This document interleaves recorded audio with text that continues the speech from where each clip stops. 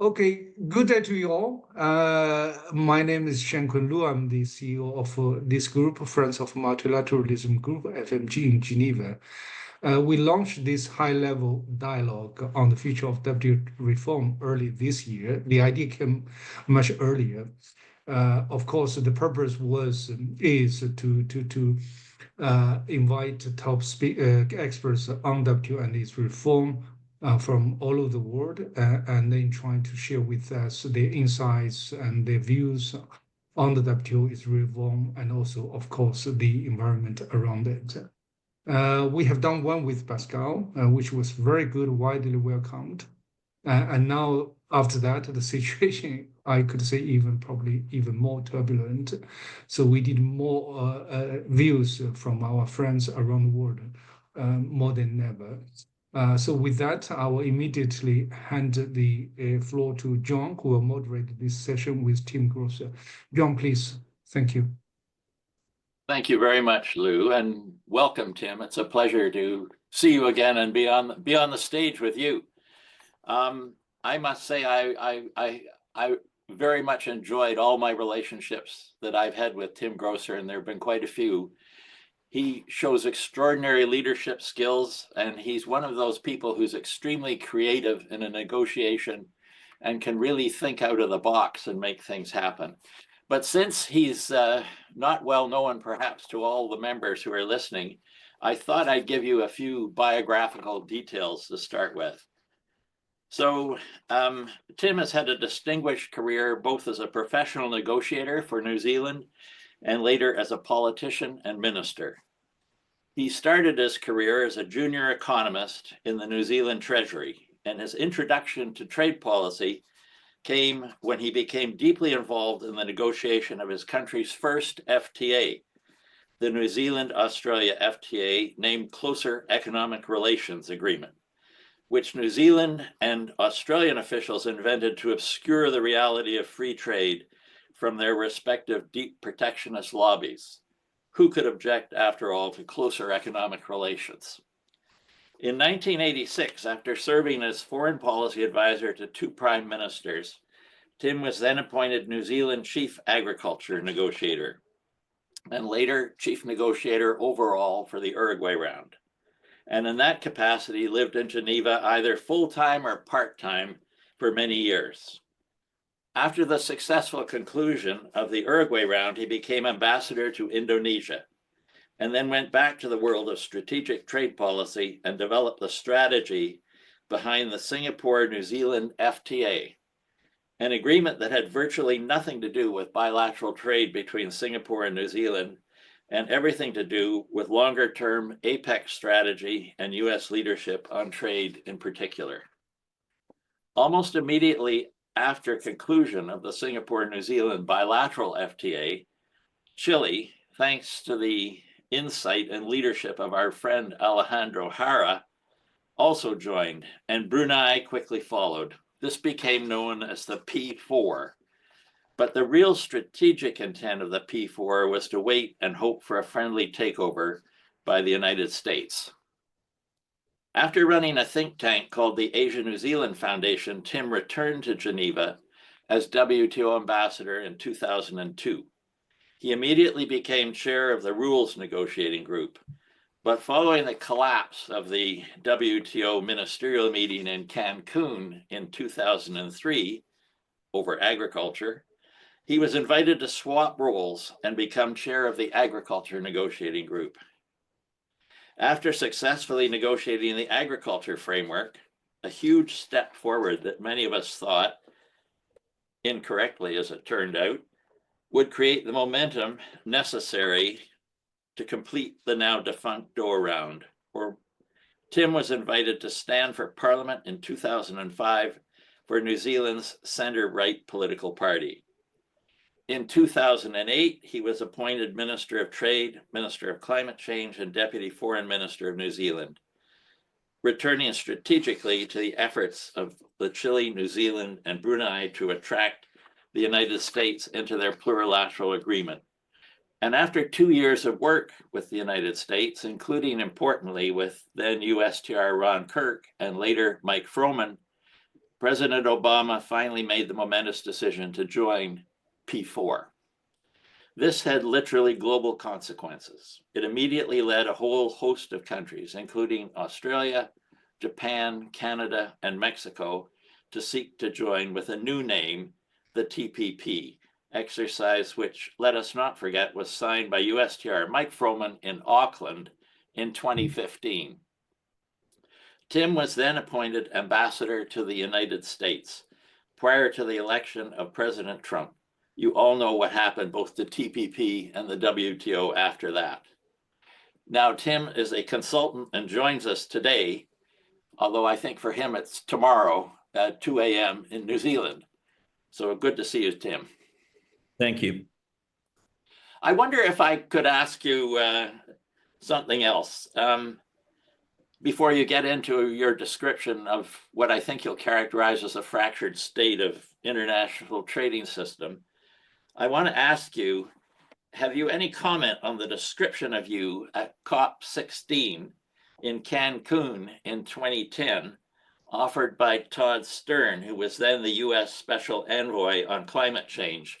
He wrote in his book, and I'm going to, a short quote, and then I'm going to shut up and let Tim have the floor. On Monday, December 6th, the start of COP's second week, the Mexicans named facilitators to find broadly acceptable solutions on the issues where negotiators were stuck, including Tim Groser. He was a good choice. Short, with white hair and black glasses, Tim was a no-nonsense, experienced multilateral negotiator for New Zealand who had cut his teeth in the world of trade. He was sharp, irascible, impatient, funny, opinionated, always strategic, instinctively pragmatic, a great conversationalist, and an admirer of the United States. He set to work right away, meeting with us and the Chinese. Over to you, Tim. Well, John, thank you very much. Yes, it's a fair description. I, of course, was worried about the statement that I was irascible, but I've been working on my capacity recently to suffer fools gladly. So I hope I'm making progress on that. But just before we get into the real subject, what that experience in climate change showed me once again was the extraordinary capacity of countries to line up behind scenarios that made no political sense at all. I haven't got time to explain why I make that statement. And after the collapse of the Copenhagen summit in 2009, which was based on the theory, you set up a meeting where you invite 109 heads of government, it becomes too big to fail, a negotiating theory that has been tested to destruction at many times. And I was asked to play the role. What I found in the course of those discussions between the two key countries, China and the United States, was a slight tendency on their part to talk past each other, and actually major points of convergence. And from there, I developed the New Zealand proposal on the long-term agreement, which is called the NDC concept, the Nationally Determined Contribution, which was an attempt to try and operationalize the common ground between China and the United States.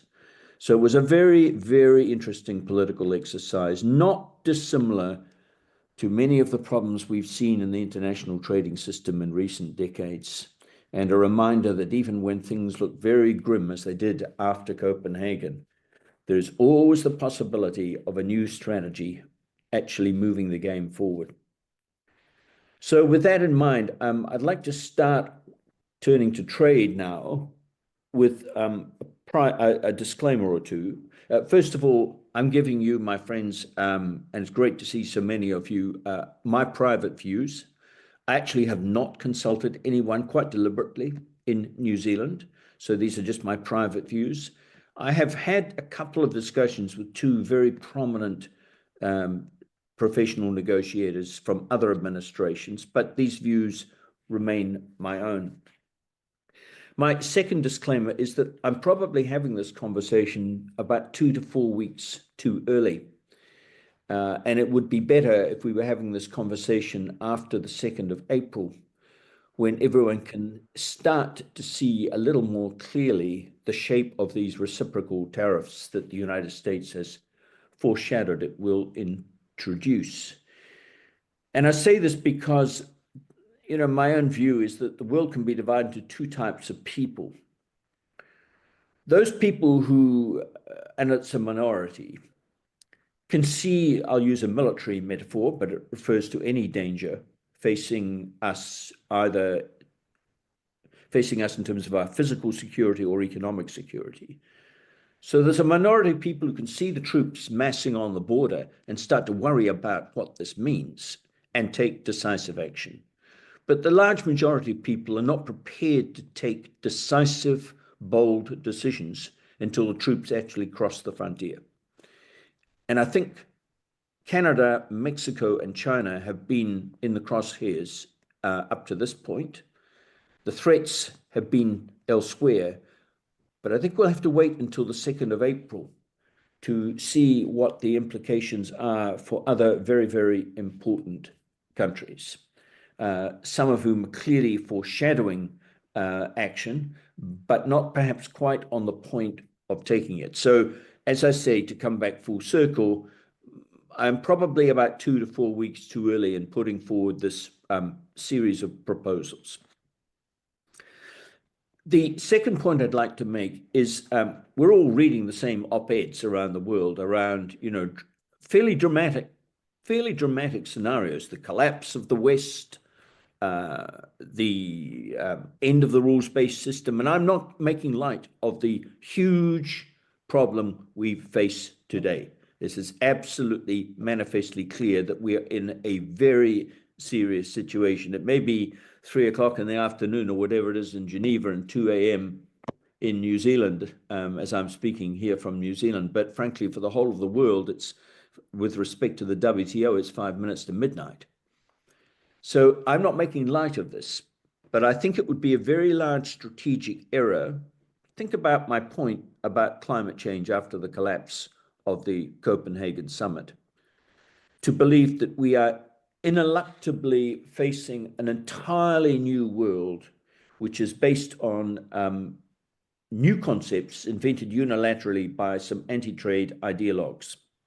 The dangers are there, but we're not quite there yet. And the vast majority of, I'm going to use the term developed countries loosely because my proposal focuses on largely, but not exclusively, developed countries, still are very strongly committed, as you people all are, to a rules-based system.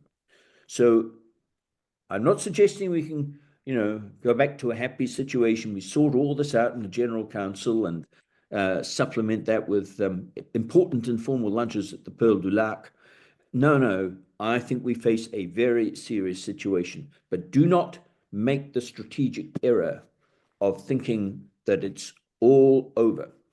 One might recall Talleyrand's advice to his ambassadors, inevitably in those days male, when he said to them, "Du calme, messieurs, du calme. Keep calm, gentlemen, keep calm." Okay. I'd also make the point that at the end of the day, the cliche about President Trump being a deal maker is worth bearing in mind. I think there is a possibility of a deal that we can make, but it has to be advanced with this brutal sense of realism. Even, for example, if we take the statement that I know has so angered Canadians about the 51st state, even I would remind my many Canadian friends to remember an old statement made around President Trump during his first presidency, when it was very perceptively said, President Trump's supporters treat him seriously but not literally. President Trump's detractors treat him literally but not seriously. Now, my recommendation is that everybody should be in the first camp. Everybody should be treating President Trump seriously, but not literally. Thinking about also a comment made by your former finance minister, John, and now, of course, the new international trade minister, Dominique Leblanc, when he said, and I've got the exact quote from a recent interview before he shifted his cabinet position with the election of Prime Minister Carney, he said, quote, "Eventually we will get, I believe, to a position where common sense and the search for common prosperity will come back into play." Now, that is also my view. I mean, in terms of a probabilistic scenario, the real questions are, A, how long will it take? And B, how much damage, including damage to the United States, will we have to endure before we get to the point of returning to the negotiating table? So we have a situation that one cynic said, it's not true that people don't learn the lessons of history. People do learn the lessons of history, but then they forget them. And with that in mind, that cynical phrase in mind, I would like to recall the fact that I find it deeply ironic that one of the most vigorous proponents of protectionism in the United States is Senator Hawley, Senator Josh Hawley. The fact that he bears the same family name as the two senators, the two members of Congress who initiated the famous or infamous Hawley-Smoot tariff, indicates that perhaps God has a very unusual and ironic sense of humor. So we are going through this. We haven't literally any of us seen the movie because we were all born after the 1930 Tariff Act, but we know where this leads.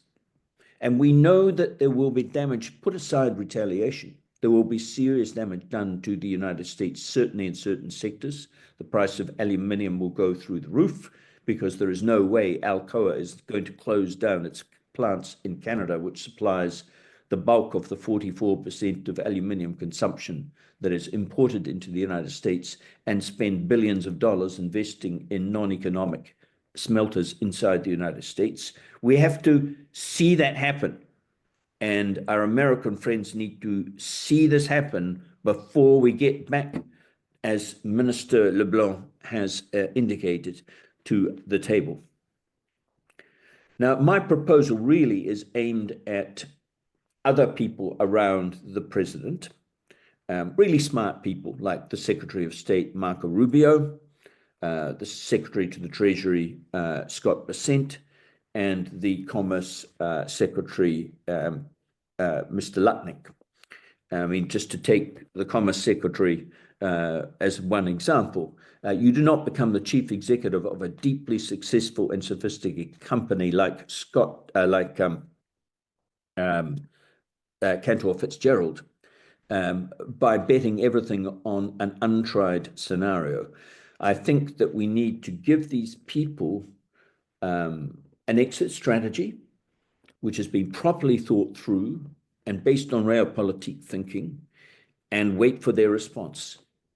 Let us not forget that only 24 hours ago, the Secretary of State, Marco Rubio, said that once the tariffs, reciprocal tariffs, I haven't got the exact quote in front of me, have been, actually I have here, quote, "We are going to put tariffs on countries reciprocal to what they impose on us. And then from that new baseline, we will engage potentially in bilateral negotiations with countries around the world on new trade arrangements that make sense for both sides." In other words, what I'm saying is the game is not over yet, ladies and gentlemen, and we need to prepare a strategy for that day. Now, what I'm proposing here in brief terms is that your Prime Minister, who, I mean, Canada has been absolutely in the crosshairs of this. It is the epicenter of this at this point. I understand he's going to Europe, possibly other places in the very near future.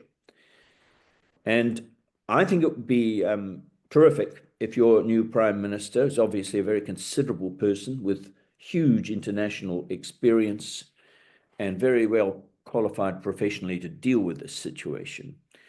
If he were to explore particularly with European political leaders, a proposal for a joint meeting between EU members, all 27 member states, and all TPP countries.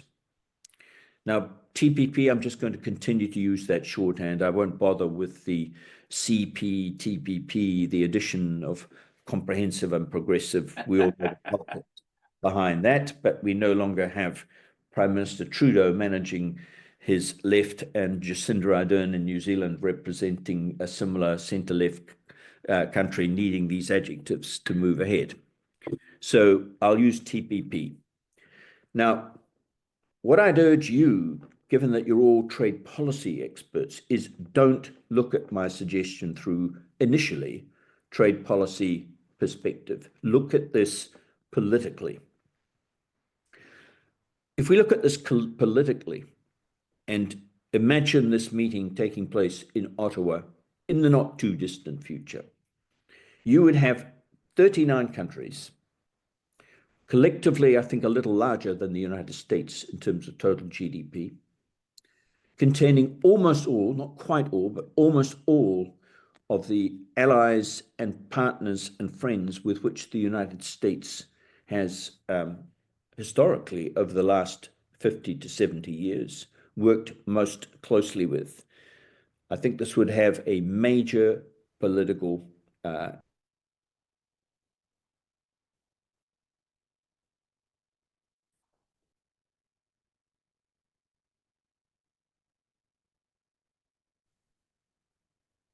I think we lost him. Yeah, well, we'll hopefully get him back. I've never had problems with this internet before, but it went off for 5 minutes. I just hope it wasn't because it's 2:30 in the morning and people were doing some servicing or something like that. I don't know what the problem is. Let me just... Hamid already recognized it was his fault, so don't worry. Oh, I see. One moment. I'm just going back into another room where I can sit down. I've just been reconnecting the internet. You're technically very skilled, Tim. I've had to become, although I have to say that having been an ambassador or minister for 35 years and relying on other people, I've had to learn these things rather rapidly. Now, I know the feeling. Yes. Let me try and resume. First of all, put the simple idea on the table and then backtrack to what this meeting would do. What I'm proposing is a meeting of all EU members, all TPP members, all 39 countries. And I made the point that, first of all, this is a grouping, a self-made purpose, deliberately picked out of different types of groupings one could put together to have maximum political impact on the United States, because this contains almost all, not quite all. Korea, for example, South Korea, for example, wouldn't be there because they haven't completed their process of joining CPTPP. But practically every country in the world that the United States would have regarded until very recently as its closest partners and allies. Now, this would have, according to my concept, there are different ways of doing it, but an agenda of 4 different issues. First of all, to undertake a collective stocktake of where the countries are, which would inevitably result in a strong reaffirmation of their commitment to a rules-based system. After all, you could not run the United States domestic economy without a rules-based system based on accepted norms, and you most certainly can't run in the long term an international trade system without similarly some system of rules. The second proposal that I suggest they should turn their attention to is to negotiate a very straightforward standstill agreement. Now, let's just backtrack for a minute. The law of unintended effects is well known, I think, to the majority of you people. And one of the dangers of the current situation is that as markets are closed down to the United States, to take aluminium and steel, for example, there will be a lot of aluminium and steel looking for alternative markets. The dangers of bigger than neighbor policies cannot be dismissed. There will be political concern as these impact on other trading relationships. And I think there is a very strong case for such a grouping to put in place a very simple standstill agreement, which would be, in essence, a commitment, a political commitment, not to raise applied rates from whatever basis they are, either the existing acquis of the Uruguay round commitments, or if they've entered into subsequent plurilateral or bilateral trade agreements of the TPP type, or recent trade agreements between any of the countries, those rates will apply.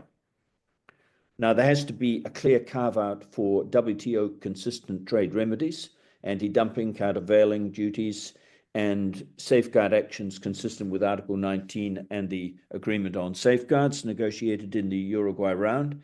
So we have to be realistic about this, but I think that needs to send a message that we're going to keep our own economies open and resist second round protectionist effects, the famous bigger thy neighbor policies that the initial round of tariff protection ignited, causing huge misery to millions of Americans and people around the world. The third item on my putative agenda and fourth items constitute what I'm calling a sweet and sour dish. Now, the sour dish is obviously the retaliation either actualized or threatened by certain members, and that includes Canada. It includes the EU at this stage, at least foreshadowing retaliation, although I think it's probably coming into effect, if not now, in the very near future with respect to steel and aluminium. I'm not recommending that. I'm sure many of the TPP countries will not retaliate for their own set of good reasons. So I'm not suggesting retaliation be a price of admission, and I'm certainly not suggesting that such a meeting would try and ramp up the trade war, because as your extremely articulate and politically smart Premier of Ontario, Doug Ford, has pointed out, retaliation is the last thing Canada or any other of us ever want. But if you're going to retaliate, you've got to use a megaphone. There's no point retaliating, which is all about actually inflicting additional economic damage on your own economy, but to send a certain hardline political message. And I think a meeting of the type that I'm recommending would be a megaphone for the EU, Canada, and any others that are intending to retaliate. It would get wall-to-wall media coverage if it were to take place, and would provide the megaphone that I think is needed, frankly, for what I call the sour element. But to balance this, there's got to be a sweet element in the political approach. I think we have to recognize that the roots of this huge dissatisfaction of the United States, and if I return to that very interesting and on balance, very, very nice quote of me from President Obama's Minister in charge of climate change, Special Envoy, I'm very much a pro-American, as I know many of you people are. And we have to understand that the roots of dissatisfaction with the trading system are very deep. For me, I'd say the watershed moment when I realized it was getting seriously out of control was the complete failure to launch the Seattle round in 1999 to build on the continuation clause of the Uruguay round and take the game forward. And there used to be a cliche in Geneva circles, which was very popular at the time, but people have forgotten it. It's called the bicycle theory of international trade. The theory was, for those of you who don't recall it, that like a bicycle, the international trading system cannot forever stay still in one spot. It will either move forward or it will move backwards. And right now, as we can all see, it is moving backwards at pace. But the roots of this are very deep, and this has not been invented by President Trump. One could say brutally, there's an analogy here with defense and the strategic defense of the NATO framework, in which successive presidents have said for decades, you need to lift your game, our strategic defense partners. Now, in the last few weeks, very important European countries have done precisely that. So one could fall back on better late than never formulations. But I'm just trying to make the point that the steam has been building up in the US kettle for decades, and now the lid is blown off. We don't like it. It's none of our preferences, but we have to understand there is a context for this.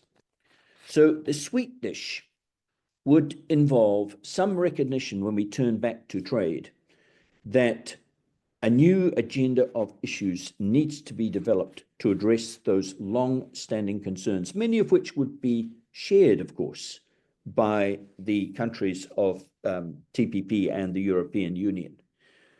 But they will involve certain people swallowing some dead rats. For example, while the idea of the appellate body makes perfect sense to a country of New Zealand's size, New Zealand with 5 million people resident in New Zealand and about another million living in Australia. We're sort of, in population terms, about the size of British Columbia or Alberta. We all know that the United States is not going to return to a fully binding, internationally legally binding dispute settlement process. Whether we like it or not, this should have been obvious, to use an old Australian expression, to blind Freddy's dog. And we need to recognize that. We need to think of alternatives and recognize that the creation of the Uruguay round of a Supreme Court of the international trading system was an unfortunate example of the old statement of making the excellent the enemy of the good. Now, I'm not suggesting that this meeting that I have in mind can actually find these solutions. That would be ludicrous to imagine that in the course of a meeting, these very complicated issues could be any more than simply identified. But they would fall into overarching systemic problems of the type that I've mentioned with respect to the dispute settlement process, plus a whole range of very technical issues that really only experts like people like you, people in USTR and commerce in the United States can comprehend. Issues like some very interesting, shall I say, in the negative sense of the word interesting, decisions of the appellate body with respect to SOE subsidization, issues around zeroing and anti-dumping. These have been building up, and people need to recognize that these are problems that need to be addressed. Now, I'm encouraging you to look at my suggestions politically, not through the lens of being a trade expert or technocrat. And so put aside the next leading and obvious question, where's this all leading? And embrace again the concept of constructive ambiguity. I claim to have invented this phrase, by the way, listening to a brilliant speech by my most important mentor in international trade, Ambassador Paul Tran of the EU in the late 1980s, when he delivered a very subtle speech that other delegations attacked as contradictory. I said, no, this was constructive ambiguity on Ambassador Tran's part. He was telling us subtly the difficulties the European Union had in certain areas that he was still working through. So I would encourage you to see when it comes to how we might resolve these through the prism of that phrase, constructive ambiguity. Some of these problems will clearly end up being resolved in plurilaterally or bilaterally, to use Marco Rubio's recent statement. And while it will be very depressing for Canadian, Mexican, and American experts on rules of origin in the auto trade, you can bet your bottom dollar that you will be forced once again to relook at the rules of origin in the auto trade. Yes, it is true that President Trump said that was the best agreement ever, but one can always improve on what was the best yesterday. So some of these will have to be resolved through that framework. Some of the issues one could identify will have to come back to Geneva, because if we, by the lowest metric, 2/3 of world trade, I think the Director General uses a figure of 80% of world trade, is upheld by the acquis of the past achievements, the 8 successful rounds of the GATT that were then the basis of the WTO, and they support trillions of dollars of global investments in global supply chains, hundreds of millions of jobs. It is absolutely imperative that that acquis must be upheld, and that is the whole WTO acquis. But I would also encourage people who are interested in this concept I'm floating to keep an open mind in standalone agreements that may be necessary. And just keep in mind that phrase, constructive ambiguity, about where this might lead. It would develop its own momentum, and I think we'd have to embrace variable geometry. We'd have to make flight adjustments as the facts came in. But that's the broad concept. I'm aware that one could configure this in different ways. I'd encourage you not to look at the details of the modalities I'm proposing, but at the broad concept. Something outside Geneva is needed overwhelmingly to send a political signal. I think we need a standstill agreement. I think we need to signal to the Americans that retaliation will proceed, but this needs to be through the megaphone of a purpose-built meeting to do that. And we need to start to show a readiness to negotiate on some long-standing issues. So there we are. That's in crude terms what I've been thinking about, and very happy to discuss any aspects further. Well, thank you very much, Tim. Could I ask just one question? But please, anybody who wishes to speak, if you could put your flag up now, and then I'll give you the floor in just a moment. Have you been? Is it your intention, Tim, to put out a public text of what you're proposing? No, absolutely. Or as an op-ed or something like this? I have thought of that, but I think I've just put this out through expert channels such as this, and if people want to take it up, yes, sure, I can formulate this into a paper, but at the moment I have got no such current intention. But it would clearly just be a personal view. I don't represent anybody other than myself in putting forward these views. Yeah, well, yourself is considerable enough that people might have an interest in this. And I mean, maybe you could take that decision after you see what happens on April 2nd. Yeah, good point. Hamid. Thank you, John. Good to see you, Tim. It's Hi, been Hamid. quite a while. Thank you very much for giving us the fruits of your valuable thoughts. I certainly agree with what you said about a dose of reality and realpolitik, and certainly not to take Trump literally, but take him seriously.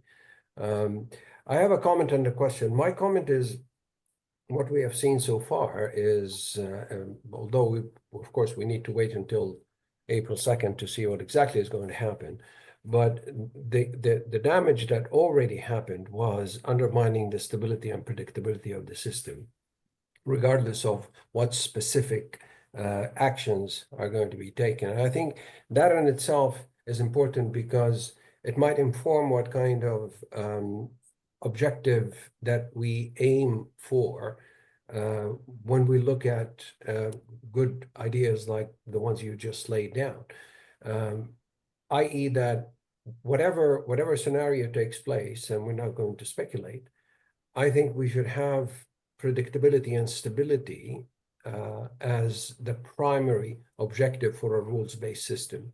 Even when each country has its own restrictions, but the important thing really is certainty. Now, the question I have is, what are your thoughts about whether the US would be ready to be bound by the same rules like everyone else? I've heard what you said about the appellate body, and I completely agree. I mean, as a lawyer myself, I do have some problems with some of the things that came out of the appellate body, even at the level of legal interpretation. But the question here really is whether we have an appellate body or not.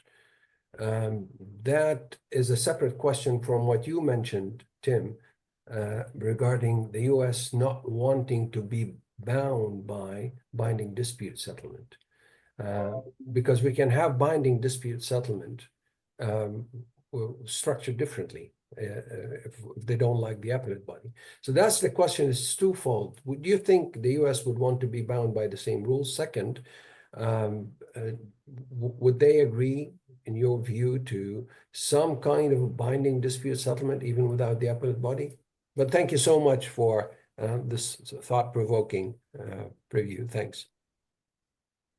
Well, Hamid, I don't want to turn this into a debate on the structure of an alternative dispute settlement process. That's a massive subset of the bigger problem.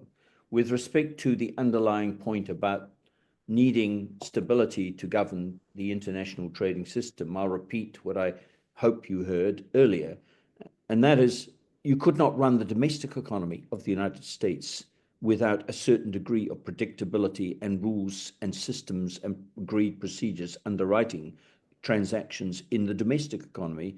So quite clearly, you cannot run an international version of that either without those. So the question is this: the United States is not ready just to come back into the existing definition of the system and have the same rules applied to it as if nothing has changed. We have to face that fact. But in the long run, people are screaming in the United States corporate sector for more predictability. So we know that that lies at the heart of concerns of the US commercial and business community. And we just have to try and map out a way to return to some measure. But are they ready now? No, they're not. President Trump clearly enjoys uncertainty, clearly wants to throw open issues for root and branch examination, and that is where we are. But in the long run, of course, the United States will need some degree of predictability to govern its own interactions with the international economy. And we need to start a discussion in the long term as to how to do that. But I don't want to get involved now in a separate, very complicated argument about what other slightly more flexible system between the old Article 22, Article 23 dispute settlement process of the GATT and the rigidity of the WTO system, what might be saleable. That could only be settled in a subsequent negotiation. I believe Carlos Braga has a question. Are you online now, Carlos? Would you like to ask it? Yeah, I am. Tim, nice seeing you. A brief question. What would be China's reactions to your proposal? Well, a very intriguing question. And of course, I've had my own deep interaction with at very senior levels over many years with China. I mean, I still think of many discussions I had with China about them even coming into TPP, which I eventually managed to persuade Mike Froman were serious, even though the Ministry of Commerce of China didn't have the coverage to actually formulate that at the time. And I remember negotiating with Minister Wang Yi, the current foreign minister of China, when he was then responsible for cross-states relations, a set of very simple and practical understandings between the two of us to govern the negotiation of a comprehensive FTA with Chinese Taipei. So what I know about China is, okay, things have changed. We all know that. Let's not turn this seminar into yet another major complicated discussion on what is the nature of China today compared with 10 years ago. But at the end of the day, China wants stability. China would not be involved in this quite deliberately, as would the United States not be involved in what I have in mind. But I think the Chinese would sit and look at this from their traditional perspective of wanting some stability in the international trading system. They would look at this from the point of view that where things are heading at the moment is hardly what they want. And I think they would not react too strongly in any particular way and wait and see how this played out. That would be my prediction. Okay, just a footnote, because Alejandro Hara, in the best tradition of promoting Cisânia, immediately asked me what would be Brazil's position on this. Of course, I have no capacity to talk about Brazilian official position, but I think it would be welcome, particularly from the point of view of the current attitude of Brazilian authorities, not to go to retaliation, although Brazil, second only to Canada, is the most affected country by the tariffs on steel.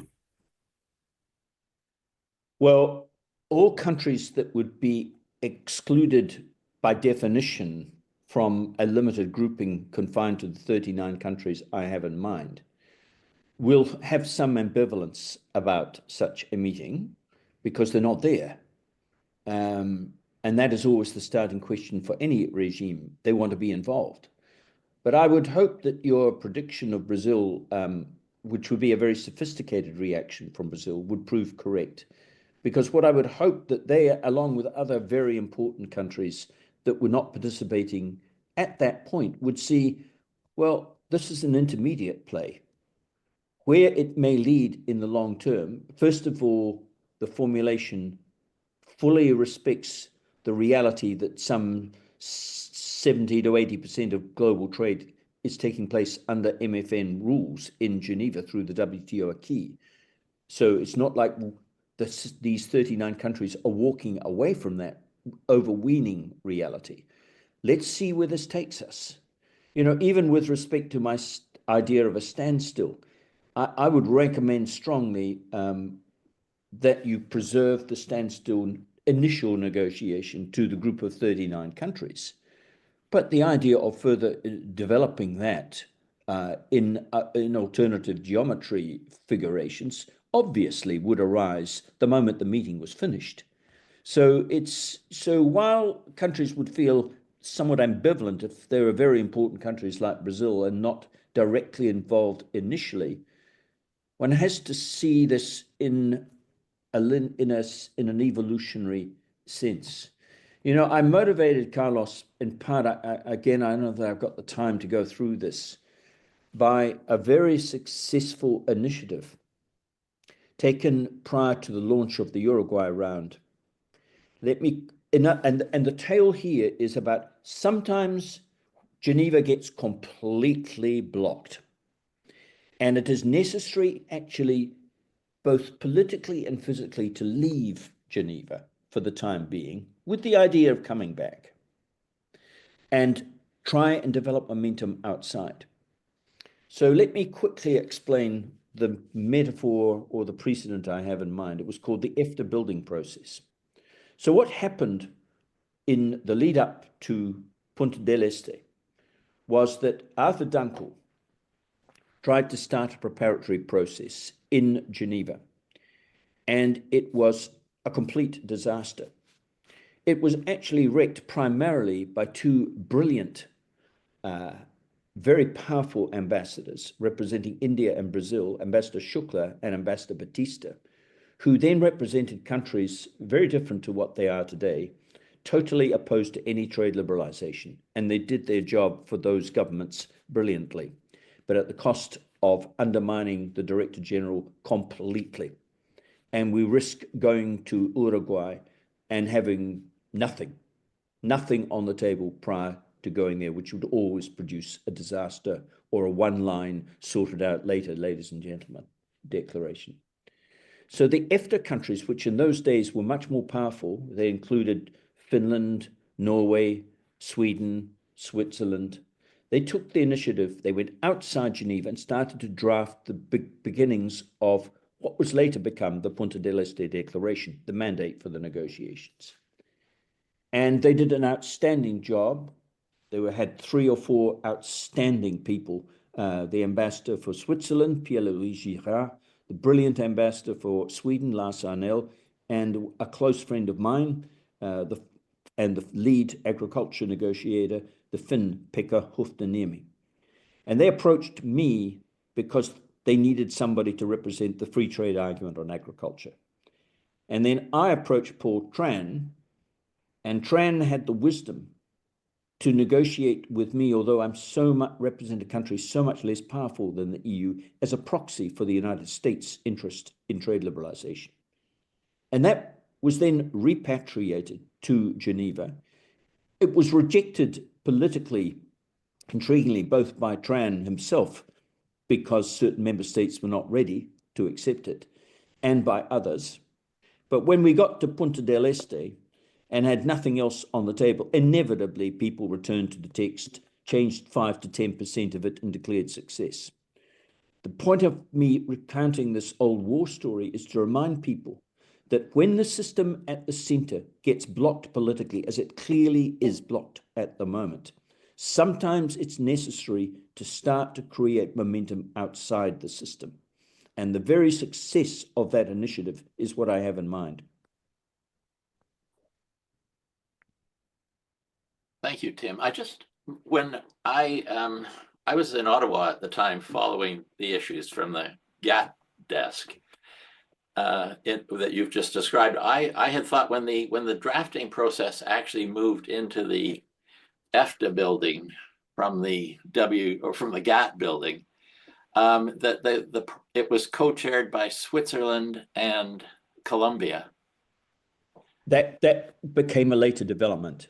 Initially, it did not involve any developing countries, but it's that is a correct. But that's why they called it the Café du Lait text.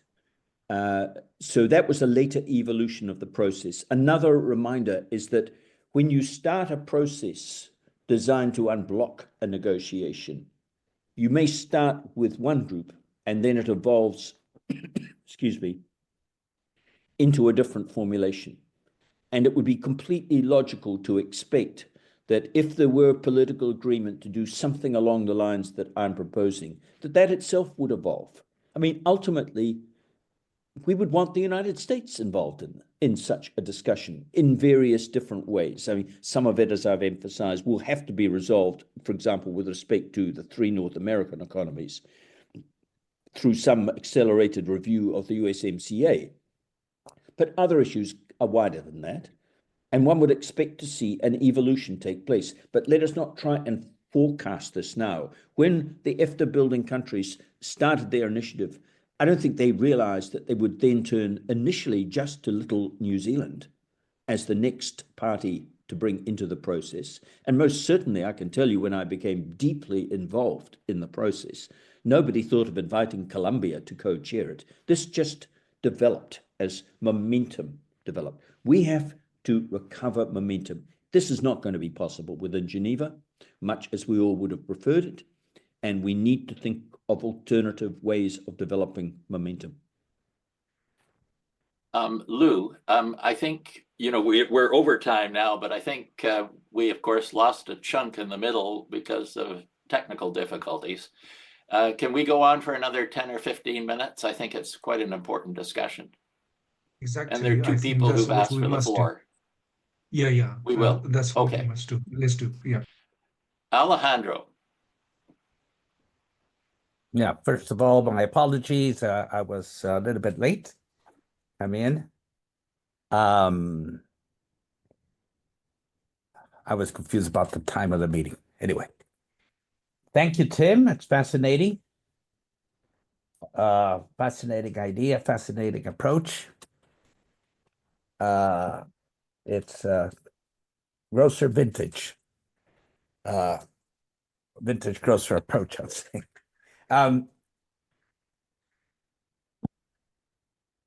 If I understand correctly, you're envisaging this as not only one meeting, but this should be not a one-time thing, but it should be followed up by something, right? Okay. Correct. So it has to be operational. And one has to be careful because on your fourth point, should avoid it becoming a Christmas tree and a very technical discussion, but it should approach this in terms of signaling that willingness of these countries to address those issues which are of concern to the United States and many other countries, by the way. So this a fine balance has to be struck there. And when you think of this becoming operational and mandate is given to experts or whatever to work on some of these issues where this would have to have a setup of some kind. So how do you envisage that work taking place in Geneva, from capitals, and so on? But because if it becomes too technical, we're going to repeat Geneva over the last 10, 20 years. But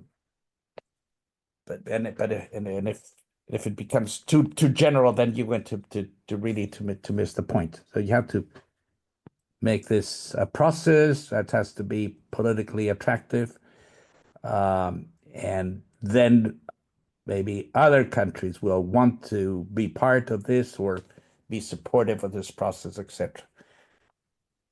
So Well, I'd like to Alejandro, hear your comments on this. You're making two central points of great importance. The first one is it must not start on too technical a level. This is an overtly major political message that needs to be communicated.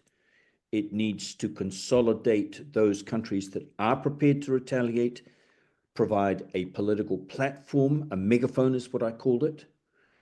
I think it would be better done in Ottawa rather than in Europe, because Ottawa has been the epicenter of the crisis. And I think a message that doesn't cross across the ocean. We recall Vice President's statements about the significance of that ocean in terms of the psychology of the situation, suggests that Ottawa is the better location for such an overtly political signaling exercise. Now, I put out a 4-point agenda for it: the stock taking, reaffirmation of the central principle that we need predictability and a system, the standstill commitment idea with flexibility for trade remedies, binding only on those countries initially at the meeting, but obviously the question would arise of extending it in a subsequent process. The sweet and sour dish, the retaliation, the megaphone point of the meeting, and then the sweet dish, the start of a definition of a working group of experts that would in due course become technical, to map out an agenda of issues, not at this meeting in Ottawa, to try and settle something as vastly politically complicated as the dispute settlement process. And at the end of the day, there'll be certain issues that it would be inconceivable could be sorted out without the participation of the United States.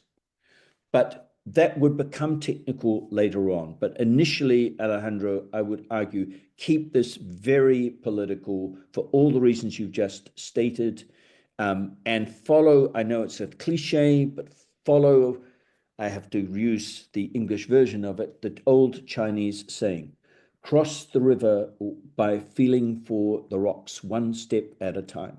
Don't try and answer the question as to precisely how this process would unfold. I think that would be a serious mistake. Just launch it politically, be aware that this will require a series of follow-up discussions, and cross the river one step at a time. Thank you. Mario.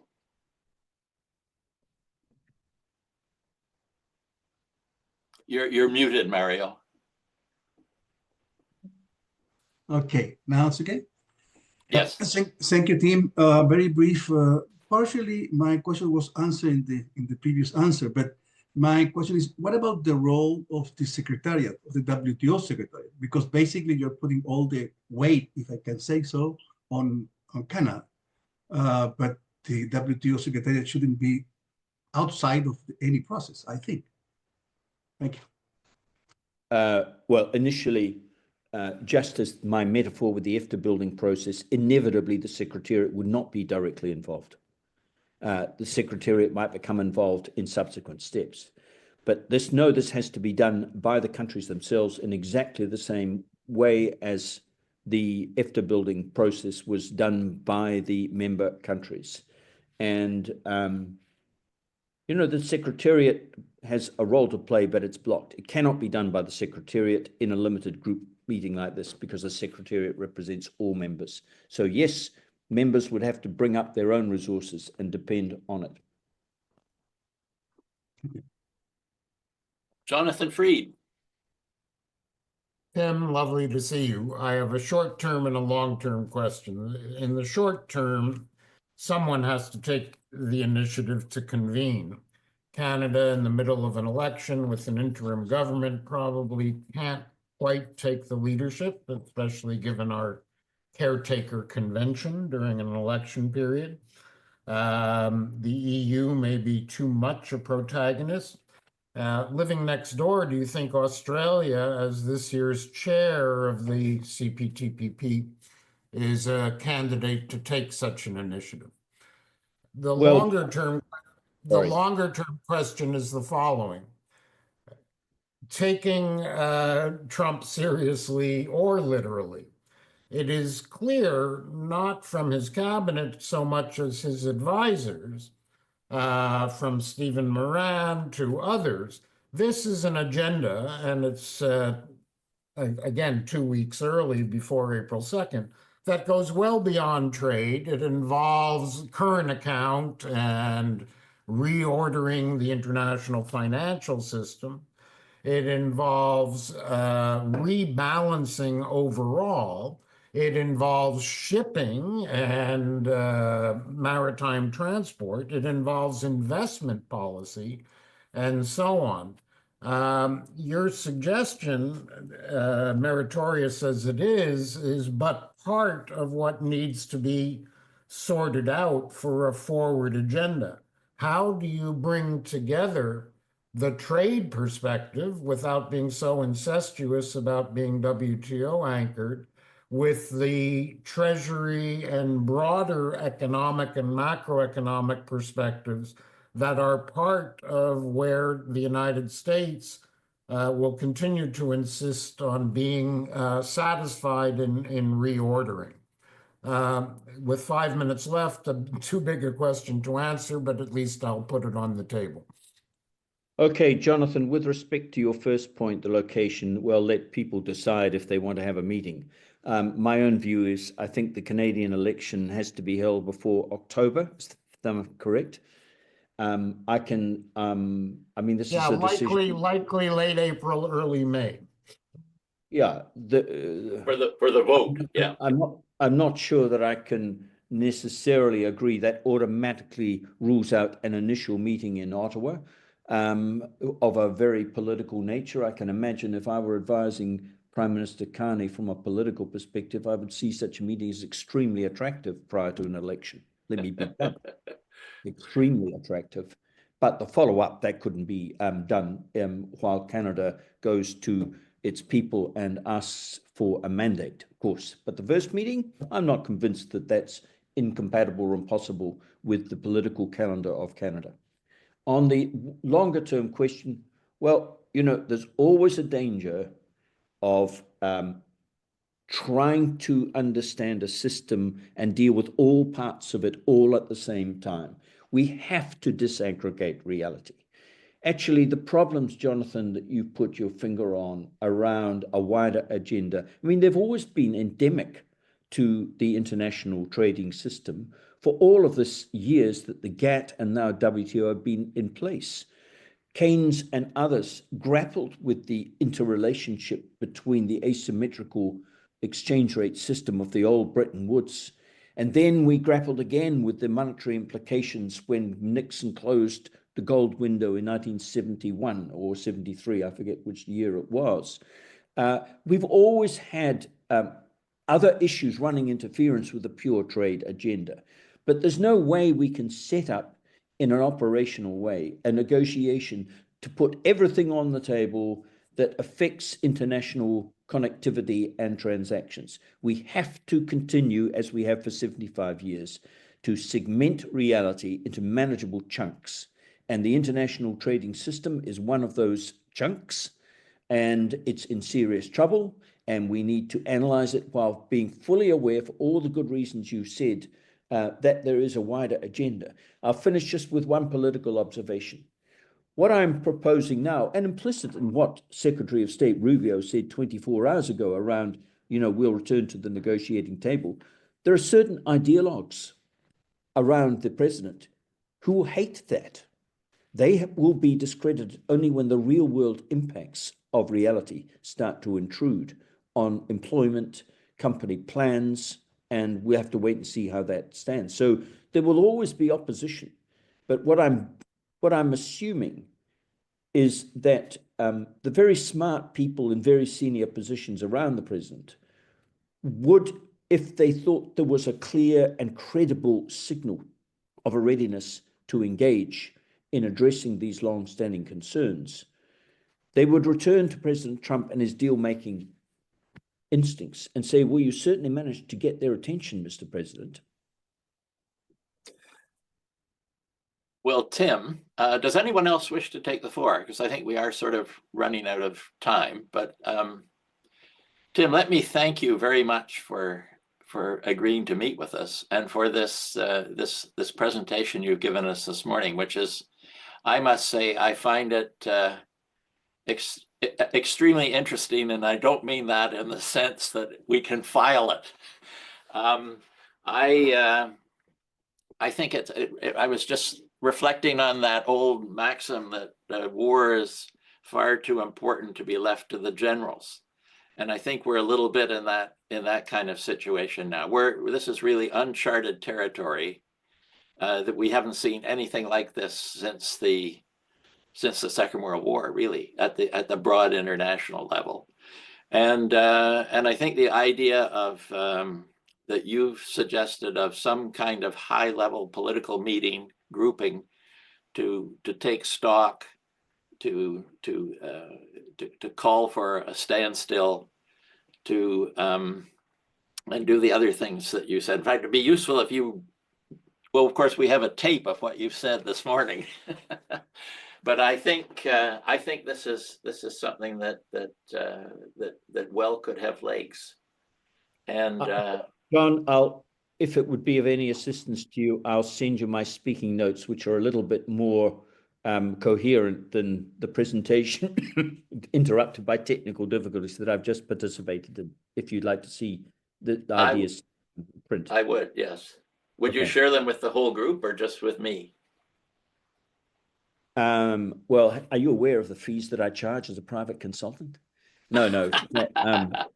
You're too heavily invested in this, Tim, as a person to demand too high a fee for us, and we have no money. This group. So yes, I'd be of course happy to circulate my speaking notes. I prefer it to be considered as an informal contribution, not a paper by me. Yeah, no, I think all these things have to begin as informal contributions, and as in the discussion we've had, you've reminded us of some of the way these things have evolved in the past too, from a few ideas, and gradually they take on a different life and dynamic. And I think that's one of the things that makes it difficult to answer a lot of the questions that are in people's minds right now about how this sort of meeting would take place and what it would lead to. But I think one of its advantages is that it would be just a beginning, and that nothing would be prejudiced in effect by what happened at that meeting. But yeah, well, very interesting, and thank you very much. And I think you probably deserve some sleep. Yeah, well, I've got another Zoom coming up in about 4 hours, which is of a more commercial nature. Well, good. Lou, do you wish to say any concluding word? Thank you very much, Tim. This is wonderful. No, Lou? John. No, John. Thanks a lot. This is too much a heavy meeting, I would say, with so many things to reflect upon for me to draw any conclusion. But I just want to share one thing from my former boss and a friend of Tim, Ambassador Sun. I remember when I just arrived in Geneva, he was telling me one story about Tim, that there was a kind of ambassadors gathering, and people all come in with their Mercedes or BMW, and he said that you know what, Tim came in with his big motorbike, and with that horn and all the sound. I think today I personally saw that again, kind of someone coming with a power and really kind of warning horn. And I enjoyed very much the discussion, and I hope that in the future our group could benefit from his insights again. Thanks, Tim, and for staying with us so early in the morning. Yeah. Thank you very much. And I remember Ambassador Sun with great affection. I also remember my BMW 1200cc motorbike with great affection. Okay, thanks to you all, and we see we look forward to next time. Okay, thank you. Bye bye, and team, enjoy a little bit sleep. Thank you very much. Bye bye. Bye bye. Thank you.